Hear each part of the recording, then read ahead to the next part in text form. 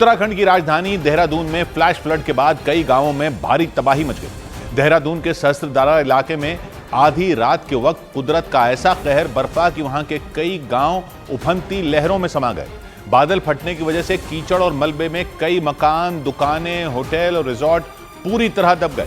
आसमान से बरसी आफत ने कई रास्तों, सड़कों और पुलों का नामो निशान मिटा दिया। मजाड़ नाम के गांव में लोगों ने मलबे में 3 लोगों के दबे होने की आशंका जताई।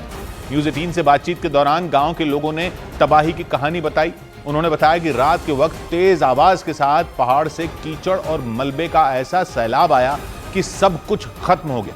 गांव के लोगों के मुताबिक बादल फटने के बाद पूरे इलाके में हाहाकार मच गया। लोगों की चीखों से पूरा इलाका गूंज उठा। बादल फटने के बाद नदियों का जलस्तर अचानक बढ़ गया।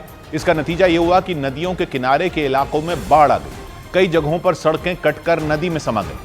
भारी भरकम पुल तिनकों की तरह बह गए। सड़कों के बह जाने और पुलों के टूटने से तबाही वाली जगह पर पहुंच पाना मुश्किल हो गया। आपदा की खबर मिलते ही एसडीआरएफ की टीम को सहस्त्रधारा के लिए रवाना कर दिया गया।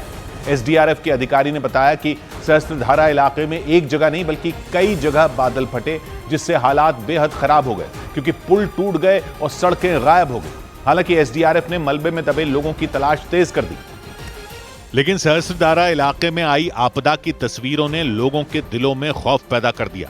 न्यूज़ 18 की टीम उस गांव में पहुंची जहां बादल फटने से सबसे ज्यादा तबाही मची। सहस्त्रधारा के इस घाटी में कम से कम 3 से 4 जगह बादल फटे हैं। सबसे ज्यादा नुकसान इसके बाद जो मजाड़ गांव है वहां पर बताया जा रहा है। बादल फटने के बाद पहाड़ी से आए हजारों टन मलबे ने सहस्त्रधारा के मजियाड़ और कालीगाड़ गांव की सूरत बिगाड़ कर रख दी। मैं मजियाड़ गांव में अभी मौजूद हूं, जहां सबसे पहले क्लाउड बरस्ट की घटना हुई।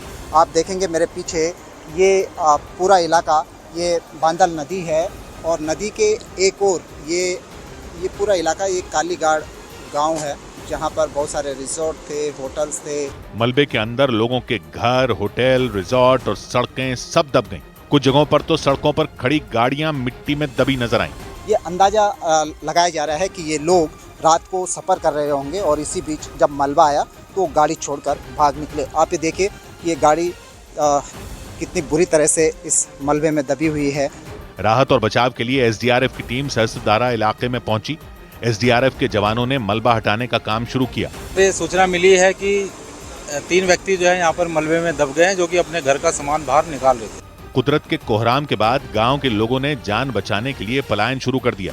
लोग सब कुछ छोड़कर सुरक्षित जगहों पर जाते दिखे ताकि मुसीबत की इस घड़ी में जान बचाई जा सके। बादल फटने के बाद नदियों में ऐसा उफान आया कि भारी भरकम पुल खिलौनों की तरह बह गए। देहरादून के प्रेमनगर इलाके में टोंस नदी पर बने एक पुराने पुल का एक बड़ा हिस्सा गायब हो गया। पुल का वो हिस्सा पानी की तेज धारा में बह गया। नतीजा ये हुआ कि देहरादून विकासनगर हाईवे को बंद करना पड़ा। उत्तराखंड आपदा प्रबंधन विभाग ने बताया कि कुछ ही घंटों में इतनी भारी बारिश हुई कि देहरादून समेत कई जिलों में भारी तबाही मच गई। कई जगहों पर सड़कें टूट गईं। कई गांवों में लोगों के घरों में मलबा और पानी भर गया।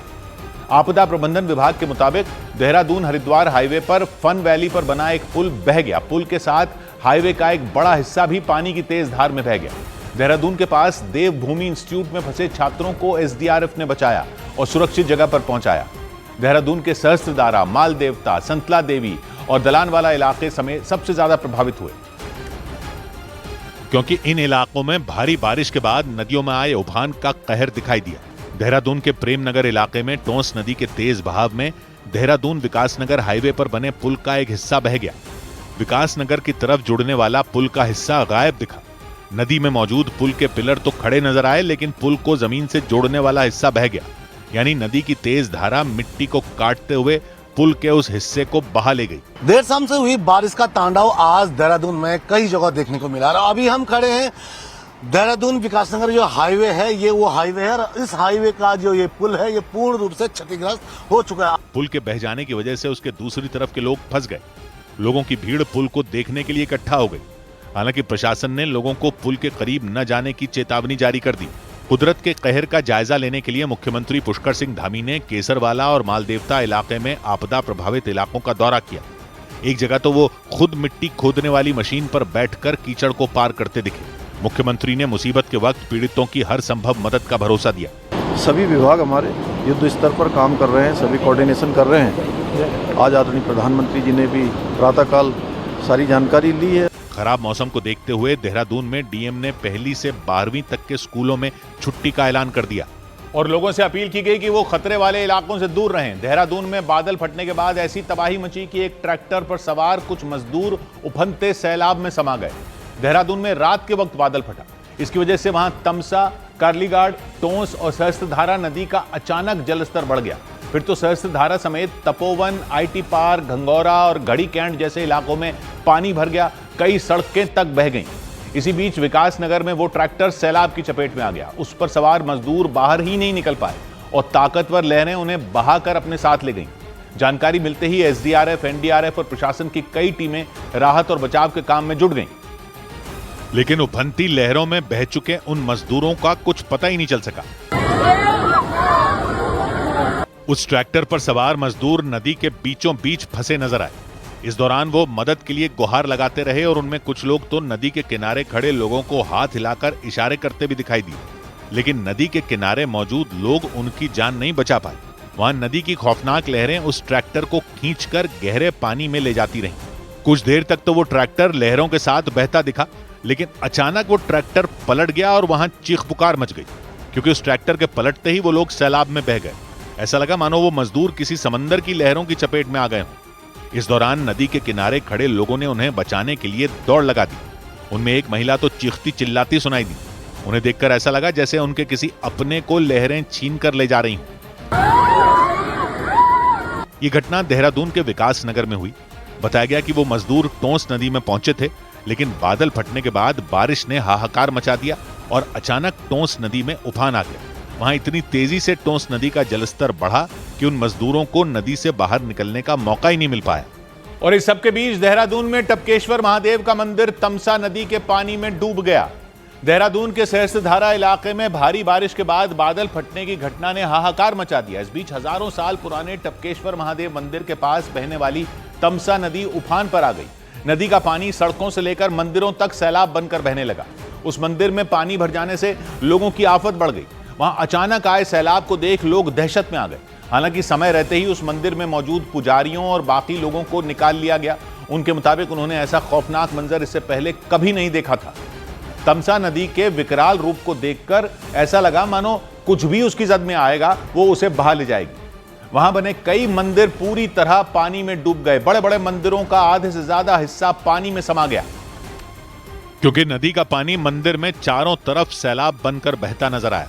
तमसा नदी की खौफनाक लहरें सब कुछ अपने साथ बहा ले जाने को उतारू दिखी। इस बीच टपकेश्वर महादेव मंदिर के परिसर में बना शिव मंदिर पूरी तरह डूबा नजर आया।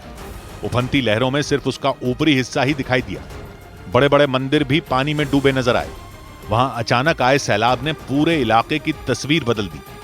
गनीमत यह रही कि इससे पहले ही मंदिर परिसर को खाली करवा लिया गया था और लोगों की जान बच गई। मुझे लगता है कि विगत 400-500 सालों में इस प्रकार का जो ये विकराल रूप है ये कभी सुनने में नहीं आया है। उस मंदिर के परिसर में हनुमान की कई फीट ऊंची प्रतिमा भी पानी में आधी डूब गई। उत्तराखंड के देहरादून में बादल फटने की घटना और भारी बारिश के बाद तमसा नदी के उफान पर आने से टपकेश्वर महादेव मंदिर समेत कई इलाके उसकी चपेट में आकर तबाह हो गए और वहां कई परिवारों के घर उजड़ गए। मुख्यमंत्री के आदेश पर आपदा प्रभावित गांवों में राहत शिविर बनाए गए। उन राहत शिविरों में उन लोगों को जगह दी गई जिनके घर आपदा में तबाह हो गए। बादल फटने के बाद नदियों में आए उफान की वजह से ऋषिकेश देहरादून हाईवे का हिस्सा भी बह गया। ऋषिकेश में चंद्रभागा नदी ने अपना रौद्र रूप दिखाना शुरू कर दिया। चंद्रभागा नदी इस कदर उफन आई कि पानी ऋषिकेश देहरादून हाईवे तक पहुंच गया। हाईवे का एक हिस्सा पानी के साथ बह गया। प्रशासन ने खतरे को देखते हुए हाईवे को बंद कर दिया। लोगों ने बताया कि रात के वक्त पानी इतना ज्यादा बढ़ गया कि चंद्रभागा नदी पर बना चंद्रभागा पुल भी उसमें समा गया। हालांकि सुबह होते ही पानी का स्तर कुछ कम हुआ। पानी पुल के नीचे से बहता दिखा, लेकिन खतरा टला नहीं। लोगों को पुल के नदी में समा जाने का डर सताने लगा। नदी के आसपास के इलाकों में बाढ़ ने लोगों की मुश्किलें बढ़ा दी, क्योंकि नदी में अचानक बढ़े पानी में कई गाड़ियां फंस गईं। नदी के पानी में एक ट्रक और एक कार फंसी नजर आई। और भारी बारिश की वजह से देहरादून हरिद्वार नेशनल हाईवे पर फन वैली के पास एक पुल बह गया। पुल के साथ हाईवे का हिस्सा भी नदी में समा गया। वहां नदी का पानी ऐसे बहता दिखा जैसे कोई झरना फूट पड़ा हो। इसी तरह ऋषिकेश देहरादून हाईवे पर पानी की तेज धारा में एक कार में सवार कुछ लोग फंसे दिखाई दिए। एक ट्रक भी वहां फंसा हुआ नजर आया। सूचना मिलने पर एसडीआरएफ की टीम ने उन लोगों को रस्सी के सहारे सुरक्षित बचाया। इस समय हम खड़े हैं चंद्रभागा पुल पर और चंद्रभागा नदी जो है वो बड़ी उफान पर है। रात को इस पुल के ऊपर पानी आ गया था। खतरे को देखते हुए प्रशासन ने लोगों को चंद्रभागा नदी पर बने पुल पर जाने से रोक दिया। हालांकि कई गाड़ियां खतरे की परवाह किए बिना उसे पार करती दिखी। ये जितने भी वाहन यहाँ पे जा रहे हैं कभी भी कुछ हो सकता है, इतनी फोर्स से पानी जा रहा है। देहरादून में भारी बारिश और बादल फटने के बाद मची तबाही में कई लोगों के घर उजड़ गए और लोग जान बचाने के लिए दूसरी जगहों पर जाते दिखे। एक और बहुत तूफानी बारिश हुई और बहुत जोर की आवाज़ें शुरू हो गई। फिर हमें पता चला कि हमारे घर तक पानी आ गया। उत्तराखंड आपदा प्रबंधन विभाग ने बताया कि बादल फटने और नदियों में उफान आने की वजह से राजधानी समेत कई जिलों में भारी नुकसान हुआ। कई जगह उत्तराखंड राज्य में सड़कें टूटी हैं, 2 पुल बह गए हैं, तमाम मकानों में मलबा भर गया है। देहरादून और ऋषिकेश प्रशासन ने पर्यटकों के साथ साथ वहां रहने वाले लोगों से सुरक्षित जगहों पर रहने की अपील की, क्योंकि बाढ़ और बारिश के बीच पहाड़ खिसकने का सिलसिला भी बढ़ गया। देहरादून में आई भीषण बाढ़ के बाद अलग अलग इलाकों में फंसे लोगों को बचाने के लिए राहत और बचाव एजेंसियों ने पूरी ताकत झोंक दी। मूसलाधार बारिश और बादल फटने की घटना के बाद कई इलाकों में सैलाब आ गया। इस बीच राहत और बचाव की टीमों ने उन इलाकों में फंसे लोगों को सुरक्षित जगहों पर पहुंचा दिया। देहरादून में मौजूद देवभूमि इंस्टीट्यूट के कैंपस में पानी भर जाने से करीब 200 छात्रों की जान हलक में आ गई, लेकिन जानकारी मिलते ही एसडीआरएफ की टीम वहां पहुंच गई और उन छात्रों को सुरक्षित बाहर निकाला गया।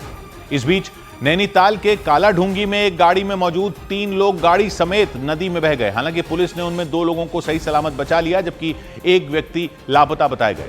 पुलिस और राहत बचाव दल के लोगों ने उनकी तलाश तेज कर दी। और इस बीच देहरादून में एक व्यक्ति उफनती लहरों के बीच फंस गए। इस दौरान वो अपनी जान बचाने के लिए बिजली के एक खंभे पर चढ़े नजर आए। हालांकि उन्हें बचाने के लिए राहत और बचाव की टीम वहां पहुंच गई। उस टीम के एक सदस्य रस्सी की मदद से हवा में लटकते हुए उस व्यक्ति को बचाते दिखे और कुछ ही देर में उन्हें सुरक्षित उतार लिया गया। देहरादून में भारी बारिश और बादल फटने की घटनाओं के बाद अलग अलग इलाकों में फंसे लोगों के लिए बचाव अभियान शुरू कर दिया गया। इस बीच देहरादून के पौंडा इलाके में मौजूद देवभूमि इंस्टीट्यूट के कैंपस में पानी भर जाने से करीब 200 छात्रों की जान खतरे में आ गई, लेकिन इसकी जानकारी मिलते ही राहत और बचाव की टीम ने उन छात्रों को सुरक्षित जगह पहुंचा दिया। देहरादून के अलावा मसूरी में भी बारिश ने तबाही मचा दी। वहां एक होटल के पास सड़क टूटने से लोगों की मुसीबत बढ़ गई और वो उफनती लहरों में फंस गए।